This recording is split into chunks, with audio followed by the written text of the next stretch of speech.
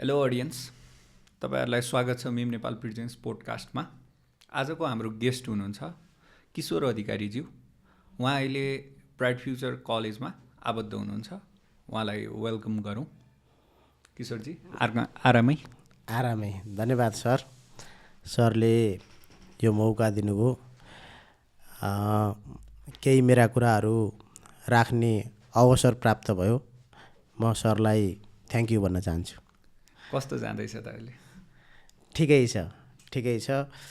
अब कलेजको एडमिसनको टाइमहरू पनि हुँदैछ। 11को एडमिसन लगभग हामीले सुरु गरिसकेका छौँ। त्यो हुँदाखेरि अलिकति व्यस्तता त्यसमै छ। अहिले हाम्रो रिजल्ट कस्तो छ त? 11-12को रिजल्ट त हामी ललितपुरको विद्यार्थीहरूको रिजल्टमा राम्रो रिजल्ट भएको कलेजभित्र पर्दछौँ। विद्यार्थी सङ्ख्या हामीसँग लिमिटेड छन्। लिमिटेड विद्यार्थीलाई दिनुपर्ने क्वालिटी मा म्याक्सिमम प्रयास भएको कारणले गर्दा पनि विद्यार्थीको रिजल्ट राम्रो हुनु स्वाभाविकै हो। शैक्षिक क्षेत्रलाई, अहिलेको विकास भइरहेको शैक्षिक क्षेत्रलाई हजुरले कुन परिदृश्यले हेर्न रुचाउनुहुन्छ? अहिलेको शैक्षिक अवस्था जुन रूपमा छ, यो अवस्था चाहिँ अलिकति शैक्षिक पोलिसी, सरकारको पोलिसी अलिकति राम्रो भइदिने हो भने नेपालको माटो, नेपालको हावापानी वा नेपालको परिस्थिति र परिवेशलाई याद गरेर शैक्षिक पोलिसीहरू बनाइदिने हो भने, नेपालको शिक्षा नीतिहरू बन्ने हो भने नेपालको शैक्षिक क्षेत्रको भविष्य उज्जवल रहेको छ। हामी आशावादी छौँ। केही कुराहरू, राम्रै कुराहरू पनि आइरहेका छन् र आगामी दिनमा नि आउनेछन्। शैक्षिक क्षेत्रलाई लिड गर्न सक्छौँ भन्ने किसिमको आशा र अपेक्षा ब्राइट फ्युचर कलेजको रहेको छ। पोलिसीहरू के अहिले गभर्मेन्टले दिइरहेको, शैक्षिक क्षेत्रलाई दिइरहेको पोलिसीहरूमा केही कमी कमजोरीहरू छन् र सर? अवश्यै। अब पोलिसी नै छैन, शैक्षिक नीति नै छैन भन्ने कुरा पनि होइन। शैक्षिक नीति जुन अनुरूप हुनुपर्थ्यो भन्ने हामीले चाहेका थियौँ, हाम्रो बुझाइ हो, त्यो अनुरूप चाहिँ छैन। जस्तो हाम्रो सबै किसिमका शैक्षिक गतिविधिहरूलाई एउटै डालोमा हालेर हेर्ने किसिमको शिक्षा नीतिहरू अहिलेको रहेको छ। शिक्षा नीतिले अलिकति बढी प्राविधिक शिक्षाहरूलाई फोकस गरेर, सैद्धान्तिक थ्योरिटिकल शिक्षाहरूलाई चाहिँ अलिक कम गरेर र हामीले कुन ठाउँ, कुन भूगोल, कुन परिवेश र कुन वस्तुस्थितिमा कुन किसिमको शिक्षालाई इम्प्लिमेन्टेसन गर्ने भन्ने किसिमको कुरालाई ध्यानमा राखेर यी पोलिसीहरू आइदिएका भएदेखि सायद अहिलेको यो विदेशिने माहौल पनि अलिक कम हुने थियो होला भन्ने हाम्रो बुझाइ हो। मोर प्रब्लम मोर अपर्च्युनिटी भन्छन् नि sir. More problem more opportunity त हो। हामी यसलाई पनि बुझेका छौँ। तर पनि के हो भन्दाखेरि जुन किसिमको अपर्च्युनिटी विद्यार्थीले लामो समय कुरेर प्राप्त नगर्दाखेरिको कुरामा पनि विद्यार्थीमा आउने एक किसिमको फ्रस्ट्रेसन चाहिँ होला कि भन्ने डर मात्रै हो। अहिले कलेजहरूमा इनरोल हुने विद्यार्थीहरूको चाहिँ एक्सपेक्टेसन चाहिँ के देख्नुहुन्छ हजुरले कलेजहरूबाट? अहिलेका विद्यार्थीहरू अब लामो समयसम्म वेट गरेर वा लामो समयसम्म पढेका आफ्ना अग्रज दाइ दिदीहरूको अवस्थालाई पनि कतिपय अवस्थामा उनीहरूले उदाहरण बनाइरहेको अवस्था भेट्छौँ हामी। हाम्रो शिक्षा पोलिसी कस्तो छ भन्दाखेरि प्राविधिक भन्दा पनि सैद्धान्तिक र थ्योरिटिकल कुराहरूलाई बढी आत्मसात गरेको जस्तो देखिन्छ। अब हामीले प्राविधिक शिक्षालाई नै हेर्ने हो भने पनि लगभग 9% जस्तो शिक्षा चाहिँ प्राविधिक शिक्षा र 91% जस्तो शिक्षा चाहिँ सैद्धान्तिक शिक्षा जस्तो देखिन्छ नेपालको शिक्षा नीति, शिक्षाको अहिलेको अवस्था।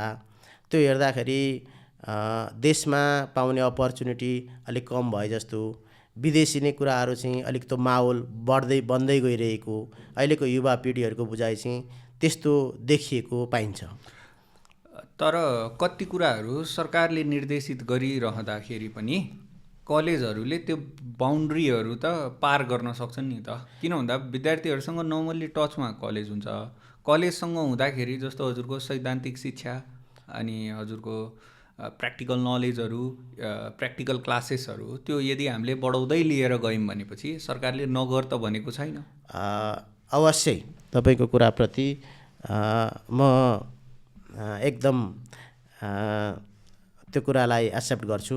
ब्राइट फ्युचरकै हकको कुरा गर्ने हो भने, ब्राइट फ्युचरकै कुरा गर्ने हो भने चाहिँ हामीले सैद्धान्तिक कुराहरू, सैद्धान्तिक पाठ्यक्रमसँग विषयवस्तु सैद्धान्तिक र पाठ्यक्रम त्यही किसिमको हुँदाहुँदै पनि हामीले ती सैद्धान्तिक पाठ्यक्रमलाई पनि कतिपय कुराहरू, व्यवहारिक कुराहरू जोडेर लगेका छौँ। जस्तो हामीसँग 11-12 पढ्ने विद्यार्थीहरू हुन्छन्। 11-12 पढ्ने विद्यार्थीहरू कम्प्युटर साइन्स सब्जेक्ट लिएर पढिरहेका विद्यार्थीहरूलाई सफ्टवेयरका कुराहरू, त्यस पछाडि सँगसँगै हार्डवेयरका कुराहरू पनि लिएर गइरहेका हुन्छौँ भने अब बिजनेस स्टडी पढ्ने कतिपय विद्यार्थीहरूलाई हामी थ्योरिटिकल कुरा त बिजनेससँग रिलेटेड प्लान, पोलिसी, स्ट्राटेजी अब यी कुरा त हामीले अवश्य सिकाउने नै भयौँ। त त्यो सँगसँगै विभिन्न किसिमका सेमिनारहरू चलाउने, उनीहरूलाई ग्रुपमा केही ग्रुप डिभिजनहरू गरिदिने अनि त्यो ग्रुपमा बसेर डिस्कस गर्ने, सर्टेन सब्जेक्ट म्याटरहरू उपलब्ध गराइदिने अनि त्यहाँ बसेर उनीहरूले रिपोर्ट राइटिङहरू गर्ने, प्रेजेन्टेसनहरू गर्ने, उनीहरूले गरेको कुराहरू चाहिँ कतिपय अर्गनाइजेसनहरूसँग आबद्धता गराइदिने, त्यो अर्गनाइजेसनसँग उनीहरूले गएर आफ्ना कुराहरू राख्ने, अर्गनाइजेसनको फिडब्याकहरू लिने। अब त्यसै गरी तपाईँको चाहिँ कतिपय होटल म्यानेजमेन्ट पढ्ने विद्यार्थीहरूलाई चाहिँ 3 स्टार, 4 स्टार, 5 स्टार होटलहरूमा लिएर जाने, उनीहरूले त्यहाँ आफूले गरेका आफ्नो ल्याबमा गरेका प्र्याक्टिकलका कुराहरू होटलमा रियलमै हुन्छ कि हुँदैन भन्ने कुराहरू उनीहरूलाई त्यहीँ गएर त्यो बुझ्ने अवसरहरू प्रदान गर्ने। ब्राइट फ्युचरको हकमा त हामीले धेरै कुराहरू गरेका छौँ, तर ब्राइट फ्युचर मात्रै ले त्यो गरेर अलिकति नपुग्ला कि सैद्धान्तिकभन्दा थ्योरिटिकलभन्दा अलिकति प्राविधिक कुराहरूलाई नै बढी जोड्दा चाहिँ समग्र देशको कुराहरूमा चाहिँ राम्रो हुन्थ्यो कि भन्ने कुरा मात्रै हो मेरो। अनि के भन्छ, यो सब त हामीले गरि नै रहेका छौँ, त्यो त सामान्य कुरा भइगयो होइन। तर एन्ड रिजल्ट हामीले हेर्ने हो नि त। कति धेरै विद्यार्थीहरू सैद्धान्तिक भन्दा हजुरको प्र्याक्टिकल एजुकेसनमा लाए तापनि सबै कलेजहरूले क्लेम गर्दाखेरि पनि एन्ड रिजल्टमा त उनीहरूको रिक्रुटमेन्ट कति भयो कलेजबाट? एकदमै सही सर, त्यो त क्वेसन मार्कको विषय अहिले पनि छ होइन र? छ। तपाईँलाई जस्तो म बताउँछु, हामीले अलिकति थ्योरिटिकलसँग प्राविधिक कुराहरू पनि जोडेर लिएर जाने हो। कोर्समा, सिलेबसमा, कन्टेन्ट्समा ती कुराहरू हुँदा या नहुँदाको बखतमा पनि भने त्यसले रिक्रुटमेन्टको अपर्च्युनिटीलाई अवश्य के गर्छ, बढावा दिन्छ। हामीले पनि हाम्रा विद्यार्थीहरूलाई कतिपय म्यानेजमेन्ट मात्रै पढ्ने विद्यार्थीहरूलाई पनि हामीले के गरेका छौँ भन्दाखेरि कोर्स सिलेबस कन्टेन्टले नमाग्दै पनि कम्प्युटरका विभिन्न किसिमका कुराहरू, ग्राफिक डिजाइनिङ, नेटवर्किङ, त्यस पछाडि विभिन्न किसिमका सफ्टवेयरहरूको बारेमा उनीहरूलाई सिकाउने, बुझाउने, विभिन्न किसिमका इन्टर्नसिपहरूमा पठाउने। त्यसै गरी विद्यार्थीहरूलाई चाहिँ विभिन्न किसिमका सेमिनारहरू, प्रेजेन्टेसन गर्ने, विभिन्न किसिमका टास्कहरू विद्यार्थीहरूलाई उपलब्ध गराए, विद्यार्थी आफैलाई रिसर्च गर्ने, केस स्टडीहरू गराउने, यी किसिमका कुरा त गराइ नै रहेका छौँ।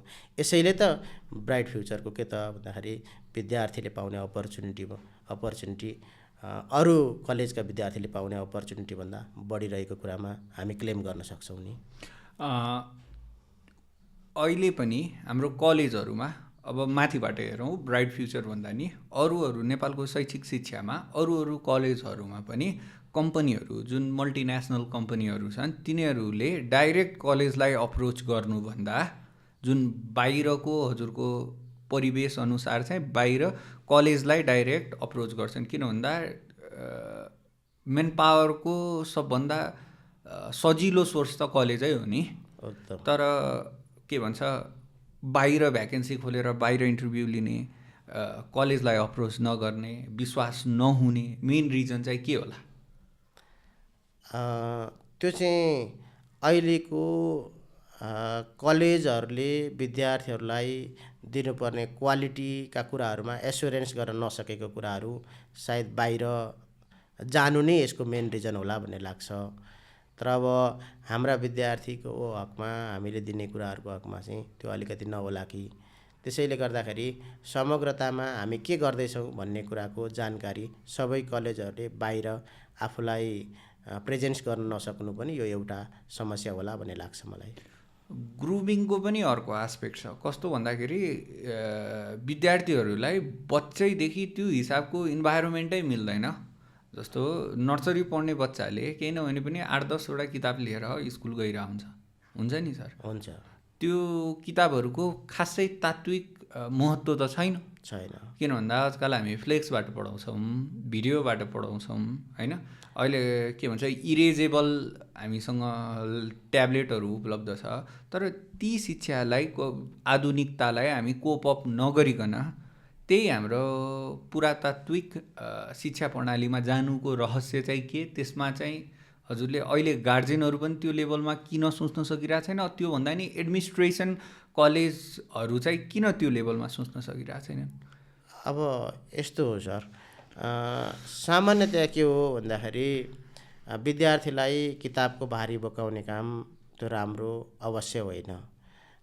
विद्यार्थीहरू अहिले देखिएको अवस्था तपाईँले भनेको कुरा मेरो बुझाइ मेरो विचारमा पनि त्यो के देखिन्छ भन्दाखेरि एउटा विद्यार्थीलाई झोलाभरि किताब बोकाइदिने अनि स्कुल पुग्दा नपुग्दा विद्यार्थी एक किसिमको थकित गलिसकेको अवस्था हुने, त्यस पछाडि पढ्ने मेन्टालिटी बच्चाको के होला भन्ने क्वेसन त अवश्यै छ।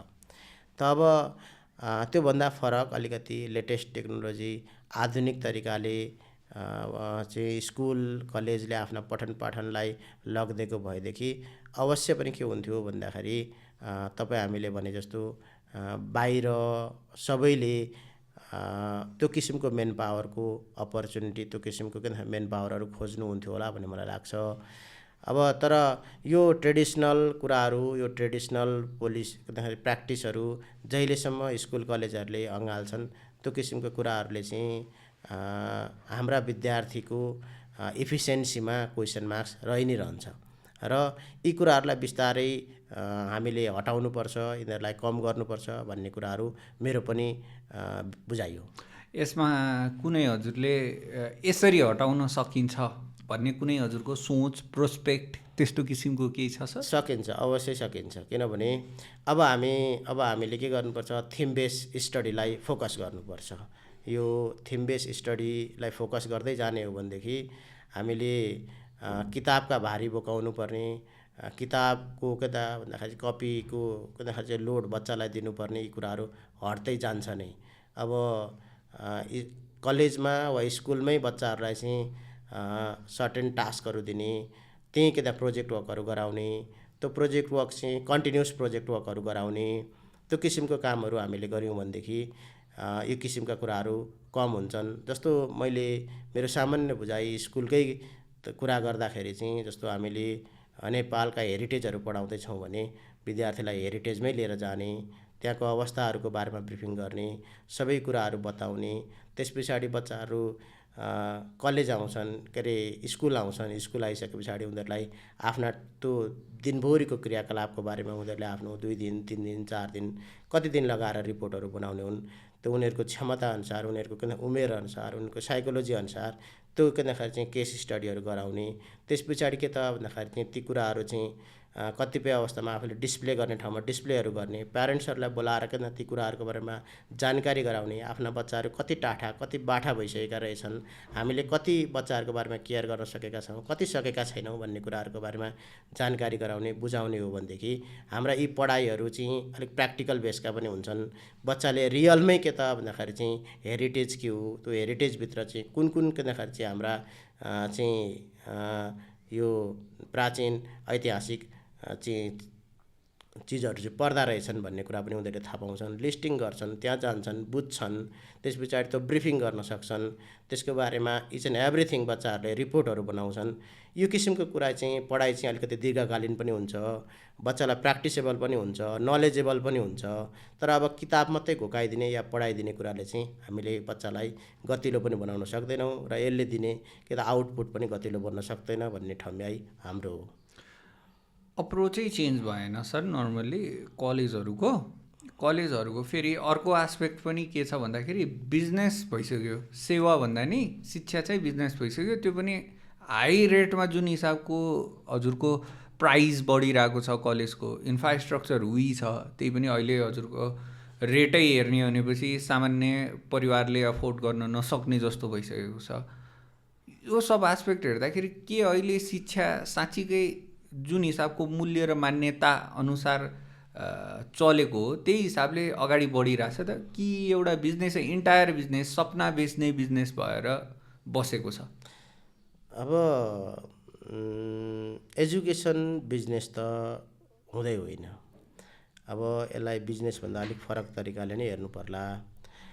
तर पनि के हो भन्दाखेरि संस्थाका आफ्ना इन्फ्रास्ट्रक्चरका कुरा भई, संस्थाले के भन्दाखेरि चाहिँ उपयोग गर्ने, संस्थामा आबद्धता भएका मेन पावरका कुराहरू भयो, टिचर्स स्टाफका कुराहरू भयो, या उसले दिने विभिन्न किसिमका सुविधाका कुराहरू भयो, त्यो अनुसारका केही फीका कुराहरू, अमाउन्टका कुराहरू त फरक पर्छन् नि, त्यो स्वाभाविकै हो।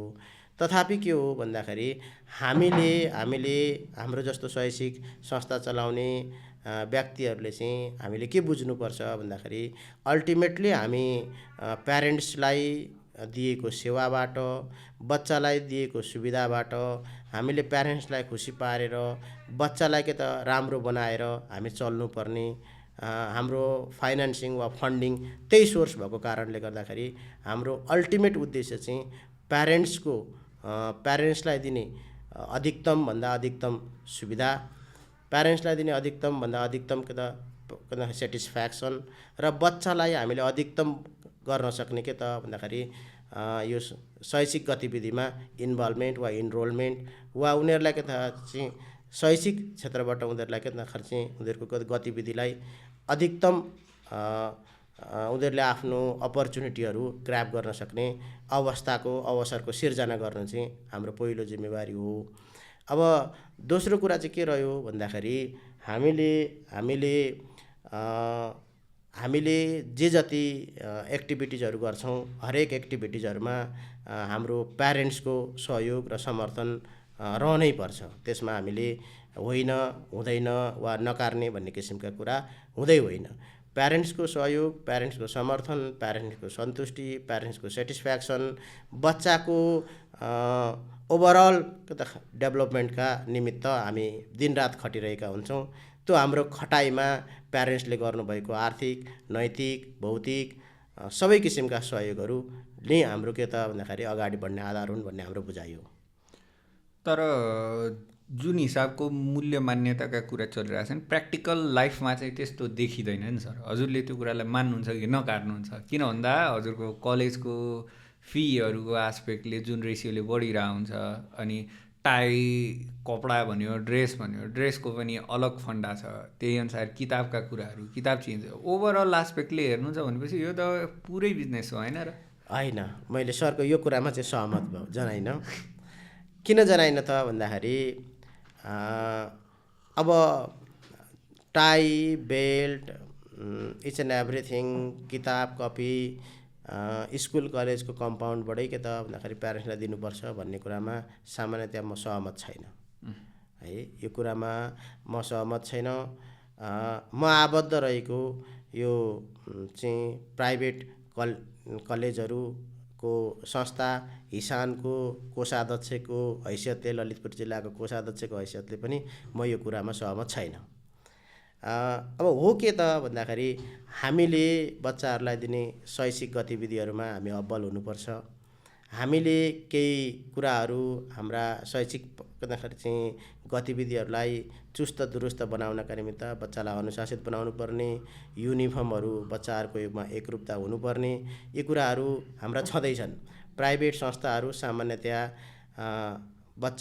प्राइभेट संस्थाहरू सामान्यतया हामीले बुझ्ने कुरा चाहिँ के हो भन्दाखेरि एक किसिमले प्राइभेट संस्थाले बढी मेहनत गर्छ, आफै पनि बढी मेहनती हुन्छ, बच्चालाई पनि बढी मेहनत गराउँछ, प्यारेन्ट्सलाई पनि बढी के त एक्टिभ बनाउँछ। यो हाम्रो एउटा विशेषतै हो। दोस्रो कुरा के हो भन्दाखेरि हामी बच्चाहरूलाई बढी अनुशासित बनाउँछौँ, बढी लगनशील बनाउँछौँ, बढी मेहनती बनाउँछौँ। यो अर्थमा के हो भन्दाखेरि यो हाम्रो के त भन्दाखेरि चाहिँ दोस्रो के भन्दाखेरि चाहिँ महत्त्वपूर्ण कुरा हो। अब तेस्रो कुरा के रह्यो भन्दाखेरि हामीले बच्चाको पढाइको अतिरिक्त विभिन्न किसिमका कुराहरूमा ध्यान दिएका हुन्छौँ। जस्तो बच्चाहरूको के भन्दाखेरि चाहिँ अतिरिक्त क्रियाकलाप ECA र को करिकुलर एक्टिभिटी CCA को मार्फतबाट बच्चाहरूको क्षमतालाई प्रस्फुटन वा मूर्त रूप दिइरहेका हुन्छौँ। यी सबै कुराहरूमा हामी बच्चाहरूलाई के त सेन्ट्रलाइज गरेर, प्यारेन्ट्सलाई सेन्ट्रलाइज गरेर लगिरहेको कारणले गर्दाखेरि अब काहीँ कतै हामीले आवश्यक पर्ने चिजहरूको म्यानेज गरिदिनुहोस् भन्ने कुरा त हामीले भन्नै पर्ला। प्यारेन्ट्सलाई युनिफर्मिटीका लागि चाहिएला, किताब पठन पाठनका लागि चाहिएला नै। अब त्यसै गरी के हो त भन्दाखेरि चाहिँ अब कपी कलम आवश्यकता पर्यो नै। ती सबै कुराहरूको म्यानेज गरिदिनुहोस् भनेर हामीले प्यारेन्ट्सलाई रिक्वेस्ट गर्नै पर्छ। त्यो हाम्रो नेसेसरी के त एक्टिभिटिजभित्र पर्ला। तर ती सबै चिजहरू मै म्यानेज गरिदिन्छु, पैसा चाहिँ तपाईँ तिर्नुहोस् भन्ने यी यस्ता कुराहरूप्रति चाहिँ म अलिक सहमत राख्दिनँ। अनि अनुशासनको नाममा विद्यार्थीमाथि हुने शोषणहरू होइन, अनि त्यसपछि गार्जेनहरूलाई भनिने कुराहरू जुन हाम्रो इन्स्टिट्युसनमा छैन होला, जुन व्यापक रूपमा नेपाल अधिराज्यभरि देखिन्छ, त्यो एस्पेक्टलाई चाहिँ हजुरले कसरी एड्रेस गर्नुहुन्छ? अब अनुशासन चाहिन्छ सर, होइन। विद्यार्थी अनुशासित भएनन्, विद्यार्थीलाई अनुशासित बनाउन सकिएन, विद्यार्थीलाई एउटा सिस्टमभित्र हामीले हिँडाउन वा लिएर जान सकिएन भनेदेखि के हुन्छ भन्दाखेरि त्यसले ओभरअल एजुकेसन सिस्टमलाई इफेक्ट पार्छ नै। अनुशासन चाहिन्छ, अनुशासित बच्चा हुनुपर्छ। तर अनुशासन वा अनुशासित बनाउने नाउँमा बच्चालाई कुटपिट गर्ने वा मानसिक शारीरिक यातनाहरू दिने भन्ने कुरा चाहिँ त्यसमा सहमत हुन सकिँदैन। अब DI राख्ने, बाउन्सर राख्ने होइन, एउटा क्लब जस्तो गराउने, विद्यार्थीहरूलाई बाहिर निस्किँदाखेरि के भन्छ त्यही हिसाबको हरास गर्ने, त्यो त धेरै इक्जाम्पलहरू शैक्षिक क्षेत्रहरूमा देखिएका छन्। यो कुरालाई जुन संस्थाले विद्यार्थीहरू टिचरहरूबाट पहिला डरले भन्दा कुट्छ भनेर भन्दा नि सम्मानले झुक्ने होला नि, कुट्ने भन्दा नि डरले झुक्ने भन्दा नि सम्मानले झुक्ने होला। त्यसलाई चाहिँ हजुरले के देख्नुहुन्छ नेपाल अधिराज्यभरिको माथिबाट हेर्दा? अब परिस्थिति कस्तो थियो भन्दाखेरि अलिक अगाडिको समयतिर फर्केर हेर्ने हो भनेदेखि यो पिटपाटको कुराहरू पनि थिए होलान्। तर समय धेरै चेन्ज भइसक्यो, अहिलेका विद्यार्थीहरूमा धेरै ठुलो चेन्ज आइसक्यो। अब हामीले ती पुरानै पद्धति, पुरानै सिस्टमहरू फलो गर्छौँ भनेदेखि त्यो अहिलेको अवस्थामा उपयुक्त वा सुटेबल हुँदैन। त्यसमा पनि के हो भन्दाखेरि मानसिक र शारीरिक यातना भन्ने चिज त शैक्षिक क्षेत्रभित्र वा शैक्षिक संस्थाभित्र हुने चिजै भएन, त्यसको त कल्पना गर्न सकिँदैन। र DI वन्सरको कुरा पनि कस्तो रह्यो भन्दाखेरि यो शैक्षिक संस्थाले पत्याएका मान्छे पनि होइनन्, त्यो कुनै के त राख्नुपर्ने आवश्यकता अनुसारका व्यक्ति पनि हुन् भन्ने मलाई लाग्दैन। मलाई के लाग्छ भन्दाखेरि हो विद्यार्थीमा केही समस्या हुनसक्छ, उसका बच्चालाई बुझाउनु पर्ने, सम्झाउनु पर्ने कुराहरू पनि हुन सक्छन्। त्यसका लागि के चाहिँ आवश्यक होला भन्दाखेरि वन्सर वा के भन्दाखेरि DI होइन, काउन्सिलरको आवश्यकता पर्ला। बच्चालाई काउन्सिलिङ गर्ने, बुझाउने, सिकाउने, सम्झाउने। त्यस पछाडि के रह्यो भन्दाखेरि केही कुराहरू प्यारेन्ट्सको ठाउँबाट भएका कमी कमजोरी रहेछन् भने पनि प्यारेन्ट्सलाई बोलाउने, प्यारेन्ट्सलाई त्यही किसिमले के भन्दाखेरि अवेर गर्ने, टिचर्समा कमी कमजोरी भयो भने टिचर्सलाई बोलाउने, अवेर गर्ने। समग्र के त भन्दाखेरि चाहिँ विद्यार्थीलाई राम्रो बनाउनका निमित्त प्यारेन्ट्सको भूमिका, टिचर्सको भूमिका, त्यस पछाडि आएर चाहिँ प्रशासनको भूमिका, सबैको के भन्दाखेरि भूमिका सहज, सरल र उपयुक्त देखियो भने मात्रै त्यो विद्यार्थीले त्यो इन्भाइरोमेन्टमा आफूलाई अब्बल बनाउन सक्छ। अदरवाइज के हो भन्दाखेरि वन्सर राख्ने, अब त्यो किसिमले के त भन्दाखेरि चाहिँ शैक्षिक गतिविधि चलाउने हो भने अन्ततः शैक्षिक संस्था पनि यो अहिलेको कम्पिटेटिभ के त भन्दाखेरि चाहिँ च्यालेन्जिङ परिस्थितिमा त्यो संस्था पनि माथि जान सक्दैन।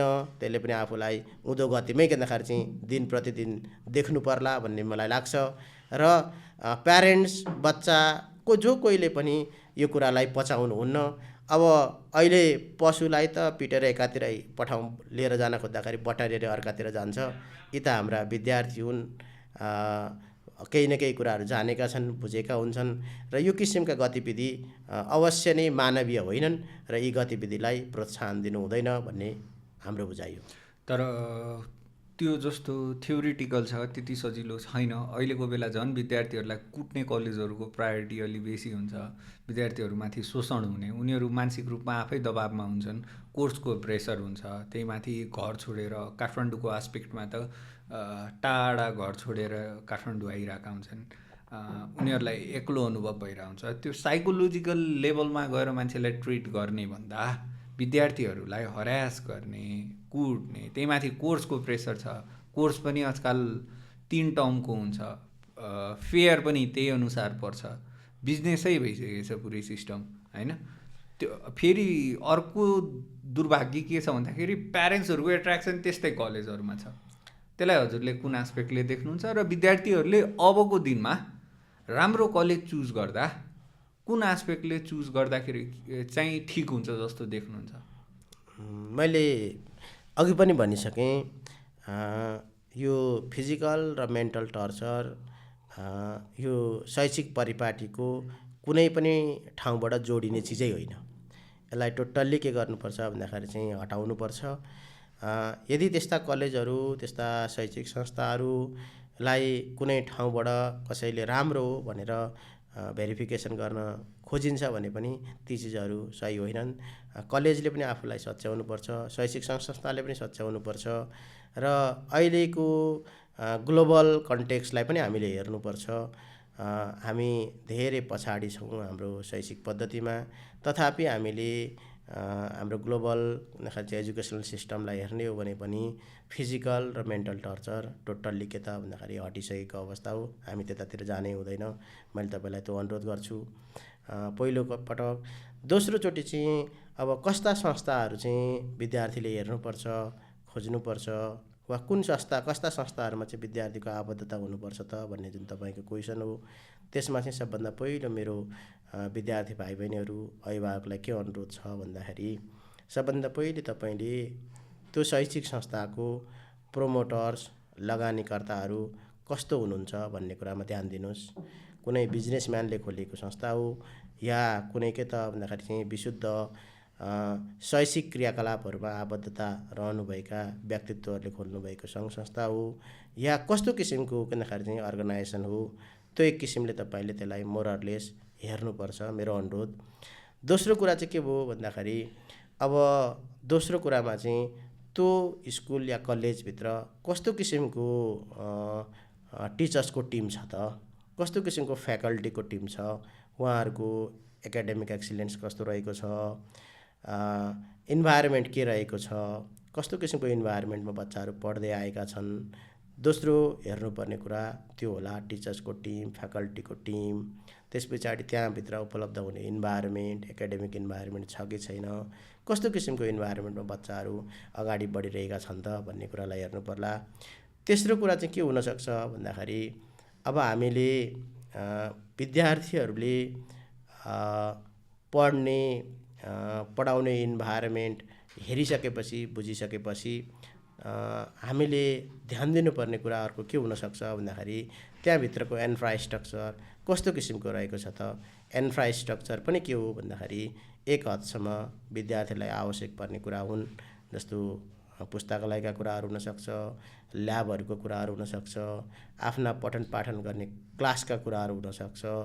त्यस पछाडि त्यो सँगसँगै के त विद्यार्थीले उपयोग गर्ने विभिन्न किसिमका के त भन्दाखेरि चाहिँ रेस्टरुमहरू हुनसक्छ, हलहरू, सेमिनार हलहरू हुनसक्छ। यी सबै कुराहरूको आवश्यकता शैक्षिक गतिविधिलाई चुस्त दुरुस्त बनाउनका लागि आवश्यक पर्छ। यस्ता सबै किसिमका कुराहरूको बारेमा जानकार राख्नुपर्छ। इन्फ्रास्ट्रक्चर अर्को मेजर कुरा भयो। त्यो सँगसँगै के हो भन्दाखेरि त्यो संस्थामा पढेका विद्यार्थीहरूको उनीहरूको त्यो संस्थाको प्रोडक्ट कहाँसम्म पुगेको छ त, त्यो संस्थाको हिस्ट्री के हो, अब विगतमा त्यो संस्थाले आफ्ना प्रडक्टहरूलाई कहाँ कहाँ कसरी किन्दाखेरि चाहिँ सस्टेन गरेको छ भन्ने किसिमका कुराहरू पनि याद गर्नु पर्ला। चौथो कुरा त्यो भयो। अब पाँचौँ कुरामा चाहिँ के हुनसक्छ भन्दाखेरि त्यो संस्थाका सामाजिक उत्तरदायित्वहरू पनि हुनसक्छन्। ती उत्तरदायित्वहरू कसरी निर्वाह गरेको छ ती कुराहरू पनि रहे। अब त्यसै गरी के त भन्दाखेरि त्यो संस्थाले कतिपय अवस्थामा प्यारेन्ट्ससँगको आफ्नो भूमिकाहरू कसरी निर्वाह गरेको छ, कसरी के त चाहिँ प्यारेन्ट्ससँग उनीहरू आफ्नो त्यो संस्थाले चाहिँ आफूलाई चिरपरिचित बनाएको छ। प्यारेन्ट्स, स्टुडेन्ट्स वा संस्थासँग आबद्ध विभिन्न किसिमका स्टेक होल्डरसँग ऊ कति के त भन्दाखेरि क्लोजमा रहेको छ। यी सबै कुराहरू चाहिँ एक हदसम्म एनालाइसिस गरेर अध्ययन गरेर त्यो संस्थाहरू चुज गऱ्यौँ भने चाहिँ हामी ठिक ठाउँमा पुग्छौँ कि भन्ने मलाई लाग्छ। यत्रो एस्पेक्ट केलाई रहँदा होइन, आजकल त हजुरले भनेकोमा शैक्षिक संस्थामा योगदान गरेका टिचरहरूका कलेजहरू, अनि त्यसपछि हजुरको सोसल वर्करहरूको फेस अगाडि राखेर टिचरहरू छोडिसकेका हुन्छ, त्यो टिचरहरूको नाम बजाएर चल्ने कलेजहरूको पनि त कमी छैन नि। विद्यार्थीलाई ट्र्यापमा पार्ने, ट्र्यापमा परिसकेपछि निस्किने कुनै बाटै नछोड्ने। इभन अहिले त मैले 2-4वटा संस्थाहरूको के सुनेछु भन्दाखेरि ओरिजिनल डकुमेन्टै राखिदिने। यस्ता विकृतिहरूलाई हजुरहरूले देख्दाखेरि हजुरहरूको अनुभव के छ? अब अर्को एउटा पनि जोड्नुपर्ने रहेछ, मैले अघि त्यो एउटा छुट्याएँ तपाईँलाई, त्यो चाहिँ योसँग जोडियो। संस्थाको गोल, उसको मिसन, भिजन के हो भन्ने कुरा पनि थाहा पाउनुपर्छ हामीले त्यो संस्थामा जोडिनु अगाडि।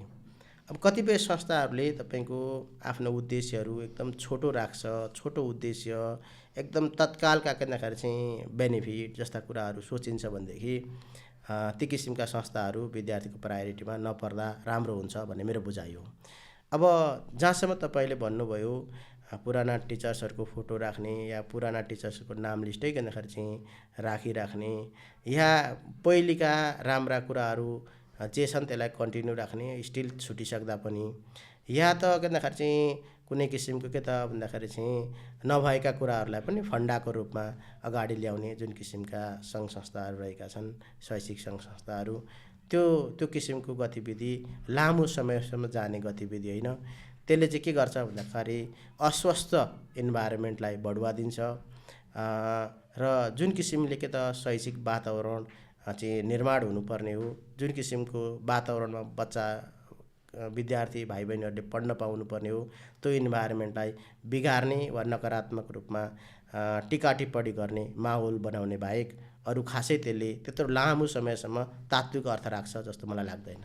फेरि अर्को कस्तो छ भन्दा एउटा विद्यार्थी हजुरको आर्टमा इन्ट्रेस्टेड छ, त्यो त स्कुलिङदेखि नै थाहा हुन्छ नि त को पर्फेक्ट छ, तर उसलाई थाहा छैन होइन। हजुर सर। तर काउन्सिलिङ यो हिसाबले दिइन्छ कि त्यो विद्यार्थीले साइन्स पढेन भनेपछि त्यो विद्यार्थीको फ्युचरै छैन।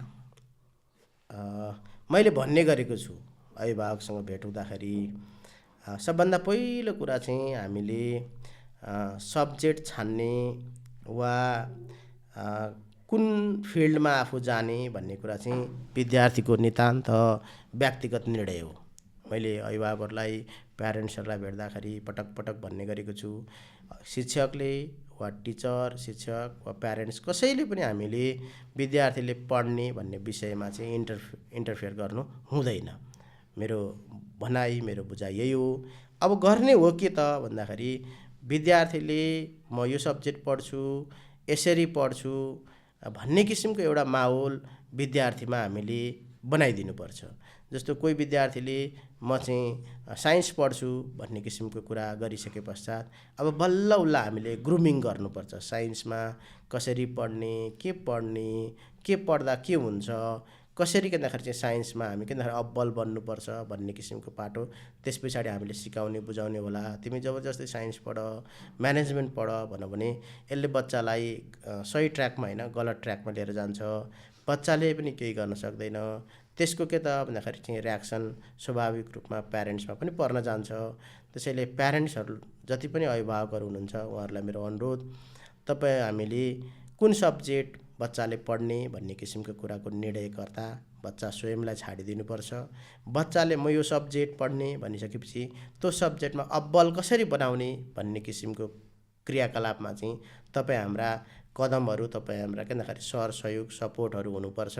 त्यो भयो भने विद्यार्थीले स्वाभाविक रूपमा उसले छानेको सब्जेक्ट हो, उसले इन्ट्रेस्ट राखेको सब्जेक्ट हो, ऊ आफू त लाग्छ नै।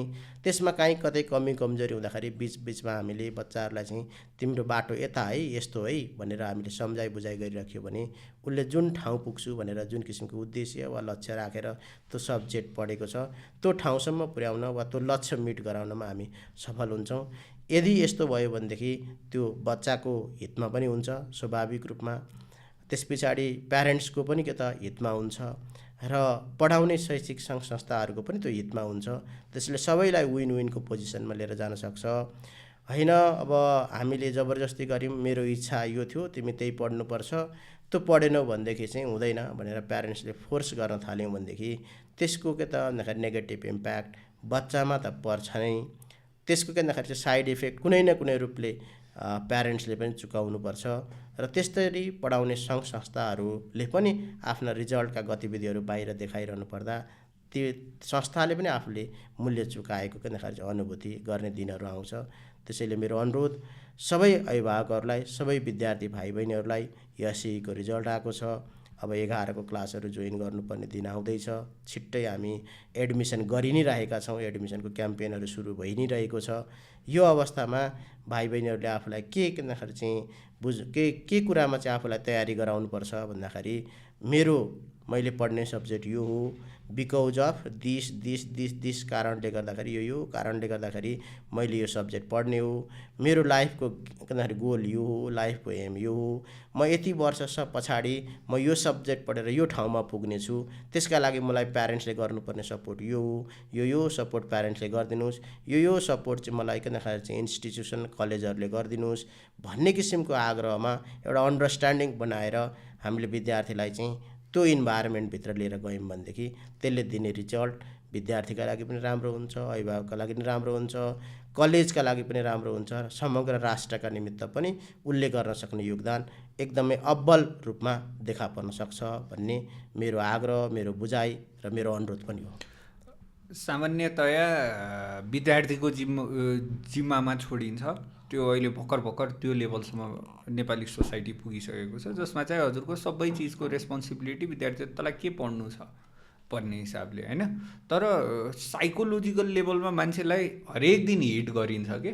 जस्तो बच्चा हुँदाखेरि कोही बच्चाको A+ आयो हजुरको ड्रइङमा, त्यसलाई प्रेज हुन्न, पक्कै यही ड्रइङ गरेर यसले साइन्सको इक्जाम बिगार्यो, त्यो प्रोस्पेक्टले विद्यार्थीलाई साइकोलोजिकल लेभलमा ट्रिगर गरिरहेको हुन्छ। अब त्यो 8 कक्षामा पुग्यो, त्यो मान्छे म्याथमा चाहिँ ब्रिलियन्ट निक्ल्यो, उसको सोसल कमजोर भयो, त्यतिखेर प्राय क्वेसन आउँदैन, सोसलमा अलिक कमजोर छ पछि पढ्नु पर्दैन होइन। तर यदि त्यो मान्छेले साइन्स म्याथ बिगार्न लागेछ भनेपछि त्यसलाई कुनै पनि एस्पेक्टले न कलेजले प्रेज गर्छ न हजुरको प्यारेन्ट्सहरूले प्रेज गर्छन्। यो मेन्टालिटी चाहिँ हजुरको स्कुलमा हजुरले देख्नुहुन्छ सर? यो इन्भाइरोमेन्ट हाम्रोमा छैन, म सरलाई आग्रह गर्छु। हामीले नजिकबाट देखेका छौँ धेरै व्यक्तित्वहरू जो कुनै सब्जेक्टमा कमजोर हुँदाहुँदै पनि उहाँले राष्ट्रको नाम विश्वमा चिनाउन सक्नुभएको सक्षम व्यक्तित्वहरू पनि हुनुहुन्छ। त्यसैले गर्दाखेरि एउटा व्यक्ति मानौँ ऊ आर्ट्समा राम्रो छ, ड्रइङमा राम्रो छ, उसले आर्ट्स र ड्रइङबाटै के त भन्दाखेरि चाहिँ आफ्नो भविष्य बनाउन सक्छ, देशको नाम के भन्दाखेरि चाहिँ विश्वमा चिनाउन सक्छ, देशको के भन्दाखेरि चाहिँ राष्ट्रिय धुन बजाउन सक्छ, देशको राष्ट्रिय झन्डा उचाल्न सक्छ भने त्यो व्यक्ति, त्यो विद्यार्थी, त्यो के भन्दाखेरि चाहिँ व्यक्ति कुनै बोर्ड फर्स्ट ल्याएको व्यक्तिभन्दा कम न त्यो देशको हकमा देखिन्छ न उसको आफ्नो के भन्दाखेरि चाहिँ उसले के त भन्दाखेरि चाहिँ गरेको उसको के त भन्दाखेरि चाहिँ त्यो किसिमको अचिभमेन्टमा पाइन्छ। त्यसैले गर्दाखेरि नितान्त किताब पढ्नु वा किताबी ज्ञान नै सबै कुरा हो भन्ने कुराहरूमा हामीले त्यो मान्यता राख्नु हुँदैन भन्ने कुरा चाहिँ हामीले हाम्रो प्यारेन्ट्सहरूलाई एक किसिमले अवेर पनि गरेका छौँ। अहिले बच्चाहरूको साइकोलोजीलाई याद गर्नुपर्छ। सबै बच्चाहरू सबै थोकमा विज्ञ हुँदैन, सबै थोकमा जान्ने हुँदैन। हामी आफै पनि कतिपय कुराहरू सबै थोक जान्दछौँ भन्यो भने हामी पनि त्यहाँनिर केही किनखेरि कमजोरी हामी आफैले पनि गरिरहेको हुनसक्छ। यो अर्थमा के हो भन्दाखेरि विद्यार्थीको सबल पाटो के हो त? एउटा विद्यार्थी खेलकुदमा राम्रो छ, स्पोर्ट्समा राम्रो छ, ऊ राष्ट्रिय लेभलको खेलाडी बन्न सक्छ।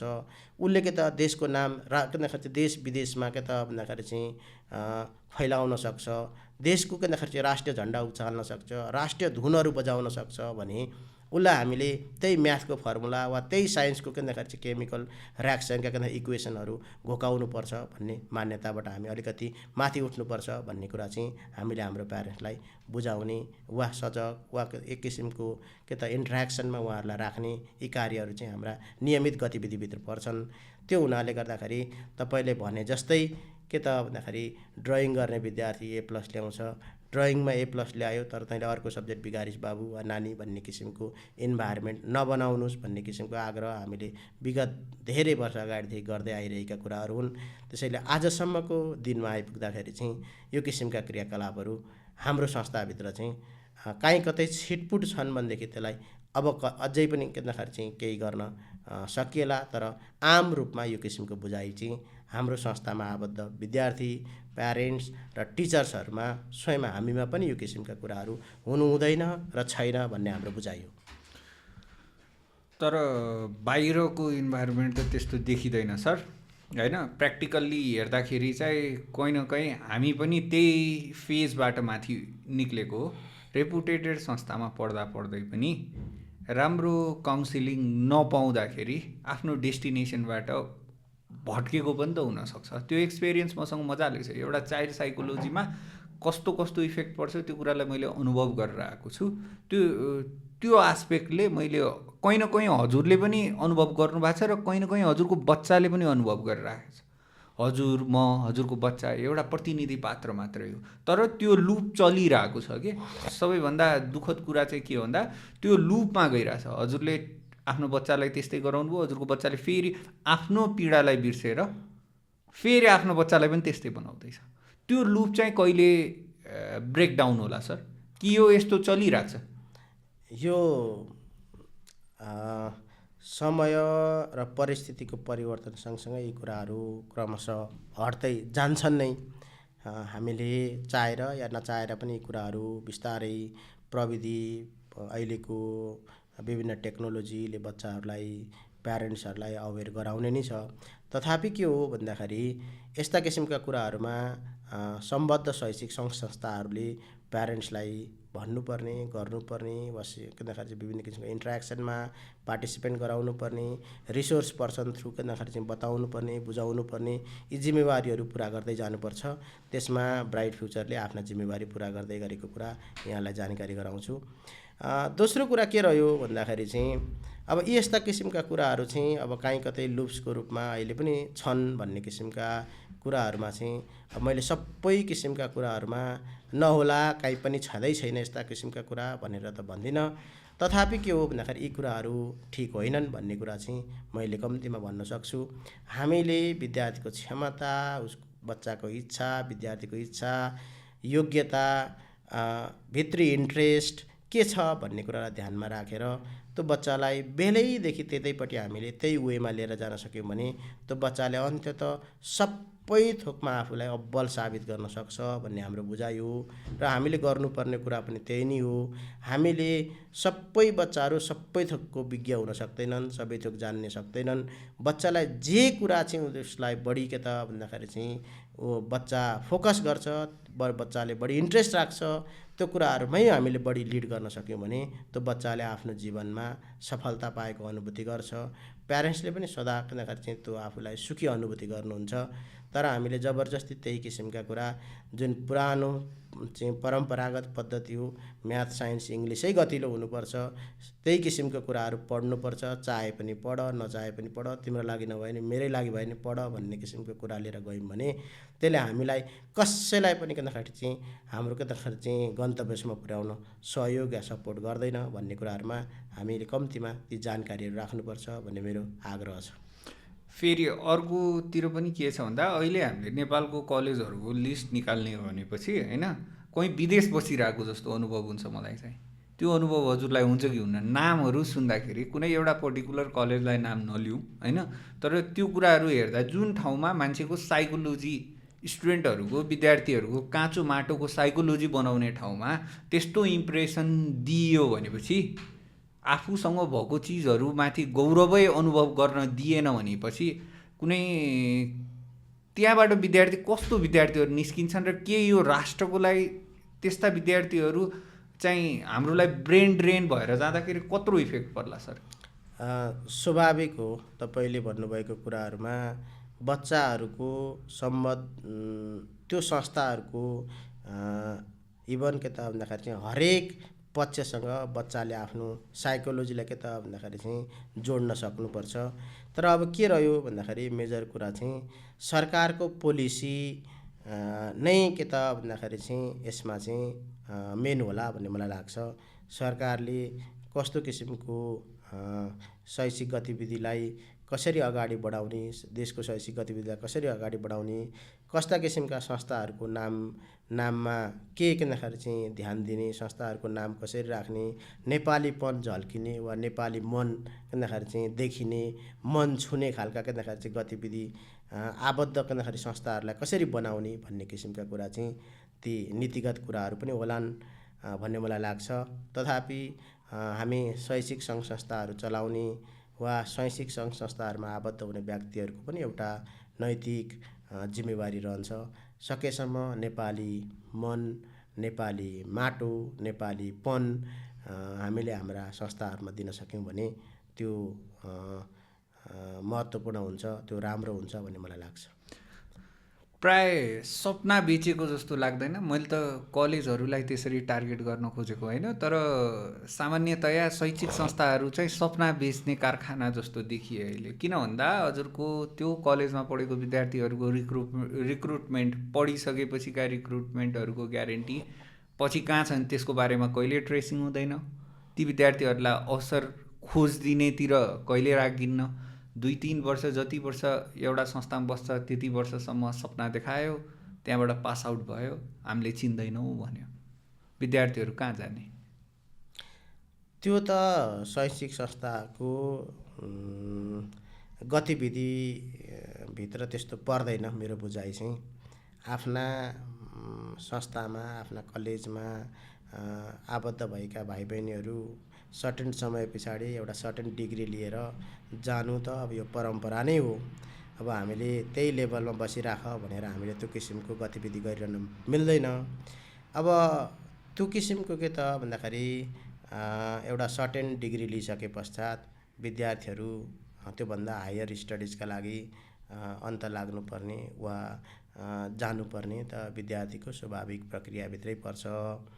अब तथापि के हो भन्दाखेरि विद्यार्थीहरू पढ्छन् अनि त्यो बेरोजगारीको एउटा एक किसिमको किन विकराल अवस्था छ, त्यही अवस्थालाई प्रमोट गर्नका निमित्त कलेजहरूले थप मलजल गरिरहेका छन् भन्ने किसिमको जुन हजुरको भन्दाखेरि चाहिँ प्रश्न छ, त्यसमा चाहिँ मेरो राय के रहन्छ भन्दाखेरि कलेजले हाम्रो शैक्षिक के त भन्दाखेरि चाहिँ पद्धति वा हाम्रा शैक्षिक नीतिहरू, गतिविधिहरू जुन रूपमा हुनुपर्थ्यो, सरकारले जुन नीतिहरू बनाउनु पर्थ्यो, त्यो नीतिहरूको एउटा कमजोरी त यसमा छँदै नै छ। मेन कमजोरी त त्यही नै देखिएको छ। मैले अघि नै पनि आग्रह गरेँ, झन्डै 9-10% टेक्निकल एजुकेसन र तपाईँको चाहिँ 90% जस्तो चाहिँ भोकेसनल एजुकेसन। यस्तो किसिमको एजुकेसनले मलाई लाग्छ वर्ल्डका कुनै पनि देशहरू यो के त भन्दाखेरि चाहिँ आर्थिक रूपमा, प्राविधिक रूपमा या विकासको भन्दाखेरि केसमा फड्को मारेको छ जस्तो मलाई लाग्दैन।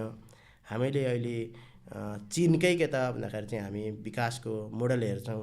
चीनको विकासको मोडल हामी राम्रो हो भन्छौँ, धेरै के भन्दाखेरि विकास भएको छ भन्छौँ।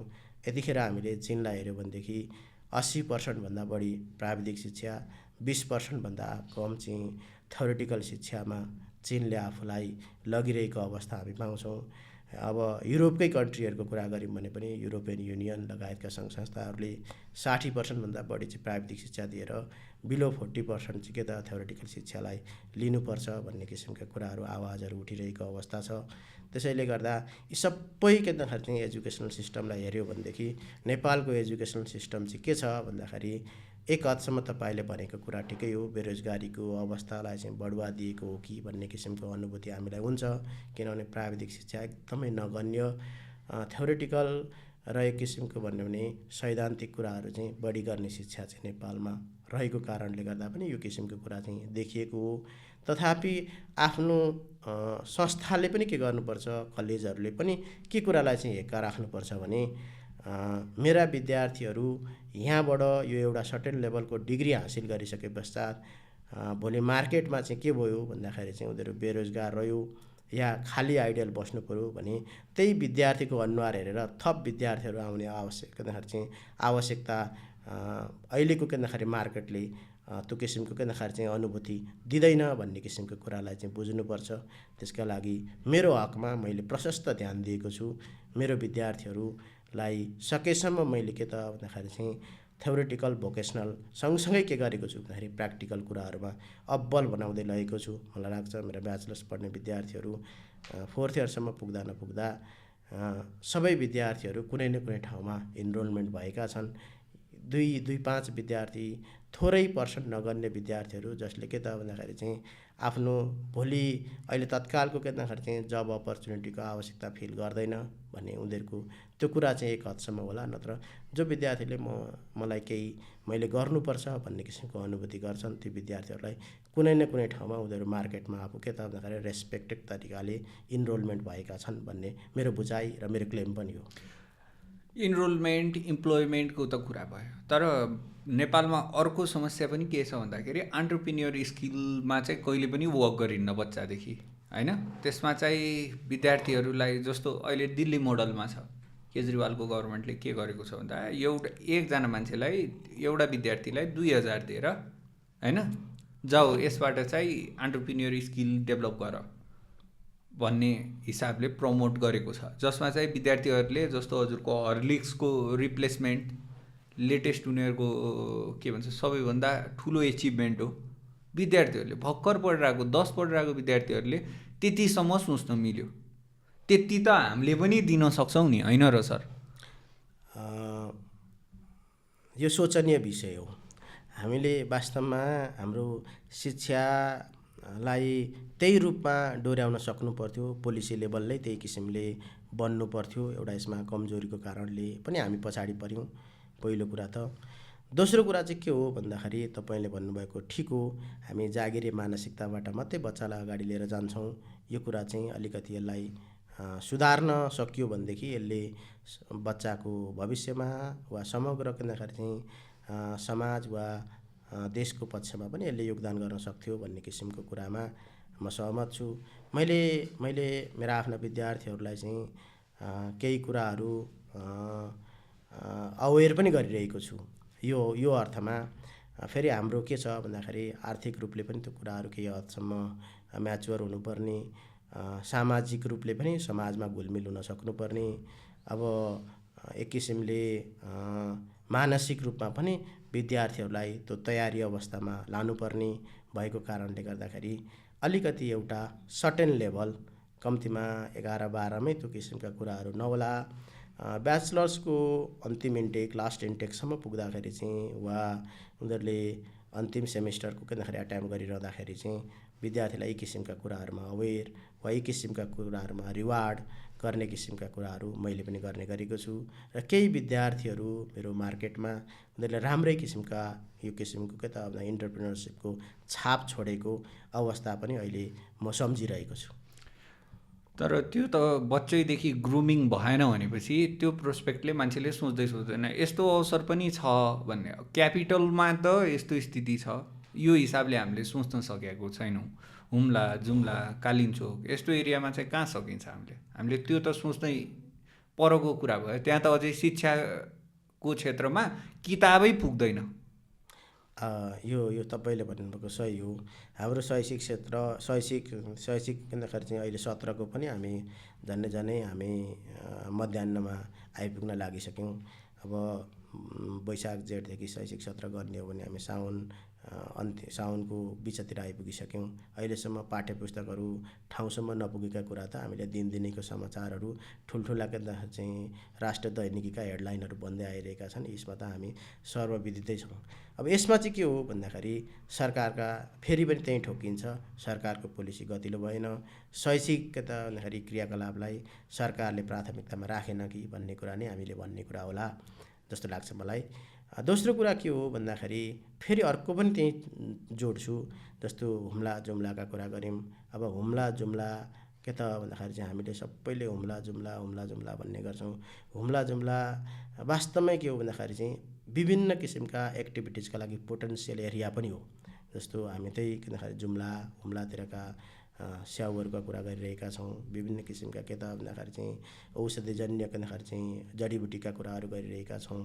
अब ती ठाउँमा ती किसिमका कुराहरूलाई सरकारले प्रमोट गरिदिएको थियो भनेदेखि त्यहीँ चाहिँ के त भन्दाखेरि चाहिँ स्याउको खेतीलाई चाहिँ प्रमोट गरेर विभिन्न किसिमका इन्टरप्रेनरसिप भन्दाखेरि चाहिँ क्रिएट गर्ने किसिमका त्यहीँ भन्दाखेरि स्याउको के त विभिन्न भेराइटीहरू बनाउनका लागि इन्डस्ट्रीहरू बनाइदिने, त्यहीँ चाहिँ के त विभिन्न किसिमका जडीबुटीहरू कलेक्सन गरेर प्रोसेसिङको एउटा भन्दाखेरि चाहिँ सिस्टम भन्दाखेरि एडप्ट गरिदिएको भएदेखि मलाई लाग्छ त्यहाँ पनि केही हदसम्म यी किसिमका कुराहरूलाई हामीले मिनिमाइज गर्न सक्थ्यौँ होला।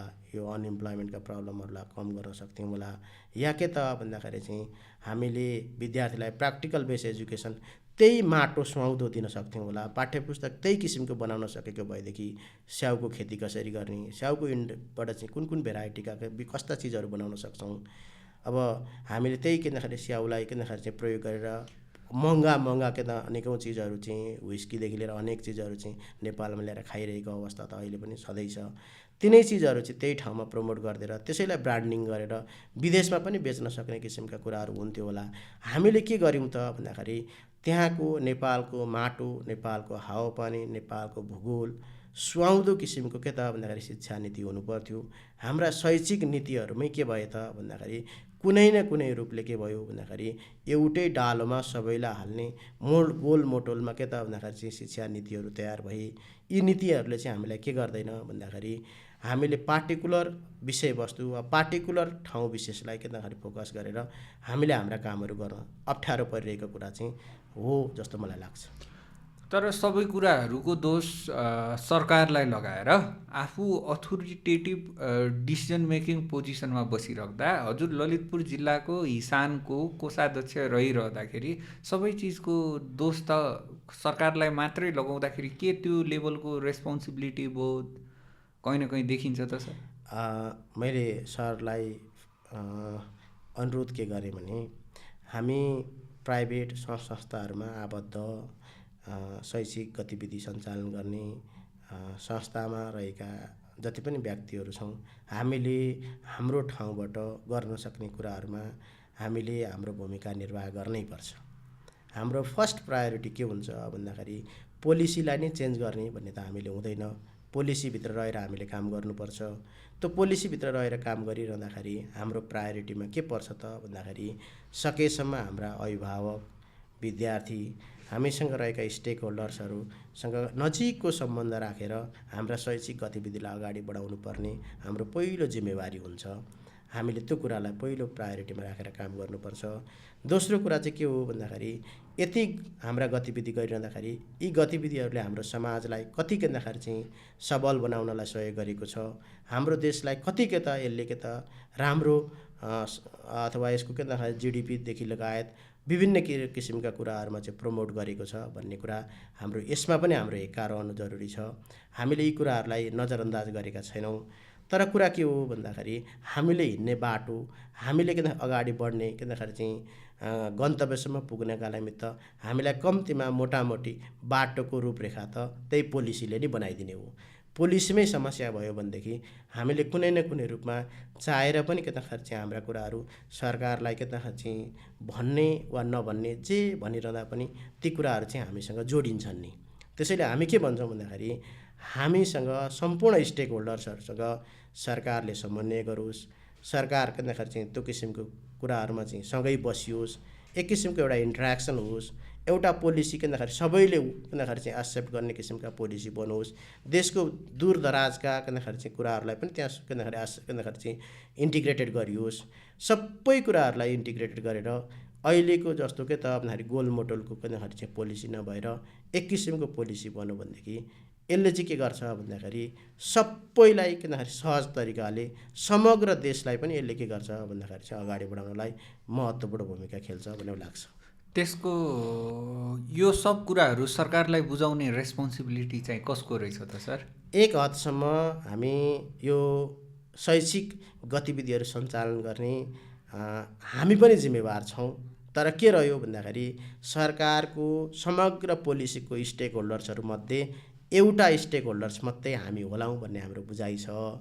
अब यसको के त भन्दाखेरि चाहिँ इनिसिएसन लिने जिम्मेवारी त पक्कै पनि के हुन्छ भन्दाखेरि सरकार जो शिक्षा मन्त्रालय, शिक्षा विभाग लगायतका विभिन्न किसिमका के त भन्दाखेरि चाहिँ शैक्षिक गतिविधिलाई लिड गर्ने के त हामीले के भन्दाखेरि सबैले स्वीकारेको संस्था हो, उहाँहरूले नै गर्नुपर्छ भन्ने मलाई लाग्छ। तर त्यो चिज चाहिँ त्यहाँसम्म पुर्याउने रेस्पोन्सिबिलिटी त संस्थाहरूको उच्चतम निकाय हिसानकै होला नि। अवश्य हामीले विभिन्न हाम्रा फोरमहरूमा हामीले यी कुराहरू उठाउँदै आएका छौँ। हामीले हाम्रा विभिन्न किसिमका के त चाहिँ गतिविधि गरिरहँदाखेरि हामीले सरकारलाई विभिन्न माध्यम मार्फत यी कुराहरू सुनाइरहेका छौँ। त्यति मात्रै होइन, हामीले समग्र के त भन्दाखेरि शिक्षा नीति मा हाम्रो पनि के त भन्दाखेरि चाहिँ केही के त चाहिँ सकारात्मक योगदान गर्न सक्छौँ भन्ने किसिमले सरकारलाई भनिरहेकै अवस्था हो। र मलाई लाग्छ यो अहिले बनेको नयाँ शिक्षा नीतिमा केही कुराहरू हामीले राखेका कुराहरू एड्रेस पनि भएका छन्, तर शिक्षा नीति अहिलेसम्म बाहिर आइसकेको छैन भन्ने लाग्छ मलाई। अब यसका कुराहरू बाहिर आउलान्, त्यसले अलिकति केही हदसम्म अहिलेको शिक्षा नीतिभन्दा यसलाई चाहिँ अलिक आशावादी तरिकाले आउला भन्ने हामीलाई लाग्छ। अन्त्यमा सर, हाम्रा विद्यार्थीहरूलाई भर्खर एसी सकिरहेछन्, ती विद्यार्थीहरूलाई के भन्न चाहनुहुन्छ? अवश्य ब्राइट फ्युचर कलेज जस्तो नाम उस्तै काम भएको कलेज हो। नामैमा हामी के भन्छौँ, ब्राइट फ्युचर भन्ने गर्छौँ। हामीसँग आबद्ध हुने हाम्रा विद्यार्थी भाइ बहिनीहरू, विशेषतः अहिले क्लास 11 को कुरा गरेँ मैले, 11 का भाइ बहिनीहरू चाहिँ हामीले विद्यार्थी भाइ बहिनीहरू ब्राइट फ्युचरमा आबद्ध भइरहँदा विद्यार्थीहरूको शैक्षिक गतिविधिलाई चुस्त दुरुस्त बनाउन, त्यसै गरी विद्यार्थीहरूको फिजिकल फिटनेसको पाटोहरूलाई ध्यानमा राखेर विभिन्न इसिएका प्रोग्रामहरू सञ्चालन गर्ने, विभिन्न किसिमका के भन्दाखेरि शैक्षिक गतिविधिहरू सँगसँगै के त भन्दाखेरि चाहिँ विद्यार्थीहरूलाई अगाडि बढाउनका निमित्त सिसिएका प्रोग्रामहरू अगाडि लिएर जाने लगायत के छ भन्दाखेरि चाहिँ विद्यार्थीहरूलाई प्र्याक्टिकल एजुकेसन बेस कसरी बनाउने, विद्यार्थीहरूलाई प्रोफेसनल केरियरको डेभलपमेन्ट कसरी गराउने, थ्योरिटिकल कुराहरू त छँदैछ, त्यो सँगसँगै प्रोफेसनल केरियर कसरी भन्दाखेरि चाहिँ उनीहरूलाई चाहिँ स्ट्रङ बनाउने, भोलि मार्केटमा डिमान्डेबल के त भन्दाखेरि व्यक्तिको रूपमा कसरी अब्बल बनाएर लिएर जाने, यी कुराहरूमा हाम्रो दिनरात विद्यार्थीहरू केही के त भन्दाखेरि चाहिँ भविष्यका विद्यार्थी केही के भन्दाखेरि शैक्षिक गतिविधिका निमित्त हामीले बिताइरहेका छौँ। हामी नितान्त के हो भन्दाखेरि शैक्षिक गतिविधिमा संलग्न भएका व्यक्तिहरूद्वारा स्थापित के त संस्था भएको कारणले गर्दा पनि हामीले हाम्रा विद्यार्थी भाइ बहिनीहरूलाई को भविष्य नजिकबाट देखेका छौँ, उनीहरूको समस्या नजिकबाट चिनेका छौँ, समस्यालाई नजिकबाट पहिचान गरेका छौँ। त्यसैले गर्दाखेरि ब्राइट फ्युचरमा आबद्ध रहने जति पनि भाइ बहिनीहरू हुनुहुन्छ उहाँहरूलाई हामी एउटा निश्चित उद्देश्य लक्ष्य बनाएर त्यो लक्ष्य वा उद्देश्य प्राप्त गर्ने, त्यो गन्तव्यसम्म पुर्याउन सक्नेछौँ भन्ने कुराको हामी विश्वास दिलाउन चाहन्छौँ। तसर्थ सम्पूर्ण ब्राइट फ्युचरमा आबद्ध ब्राइट फ्युचरका स्टेक होल्डर्सहरू, हाम्रा अभिभावकहरू, हाम्रो के भन्दाखेरि शिक्षक शिक्षिका मित्रहरू, त्यसै गरी विभिन्न के भन्दाखेरि ब्राइट फ्युचरलाई अहिलेसम्म यो ठाउँमा पुर्याउनका निमित्त होस्टेमा हैसे गर्नुहुने ब्राइट फ्युचर आबद्ध विभिन्न किसिमका महानुभावहरू सबैप्रति म अहिलेसम्मको यो अवस्थासम्म ल्याउँदाखेरि तपाईँहरूले गर्नुभएको सहयोग, यो तपाईँहरूले गर्नुभएको सकारात्मक भन्दाखेरि चाहिँ सल्लाह सुझावप्रति आभार व्यक्त गर्दै आगामी दिनमा पनि यहाँहरूको यही किसिमको सपोर्ट र सहयोग रहनेछ भन्ने कुराप्रति एक किसिमले के त भन्दाखेरि चाहिँ विश्वास राख्दै म आफ्ना कुराहरू समग्रतामा ब्राइट फ्युचरलाई यो ठाउँसम्म पुर्याउने तपाईँहरूप्रति आभार व्यक्त गर्न चाहन्छु। आदरणीय अडियन्सहरू, आजको यो पुरै एपिसोड चाहिँ एसइई पास गरेका विद्यार्थीहरूलाई टार्गेट गरेर बनाइएको थियो। आशा छ हजुरलाई यो एपिसोड मन परेको होला र हजुरलाई चाहिने सबै किसिमका क्वेरिजहरूको एड्रेस भयो होलान्। अब आजको संस्करण अन्त्य गर्दै म तपाईँको होस्ट बिदा हुन्छु। धन्यवाद।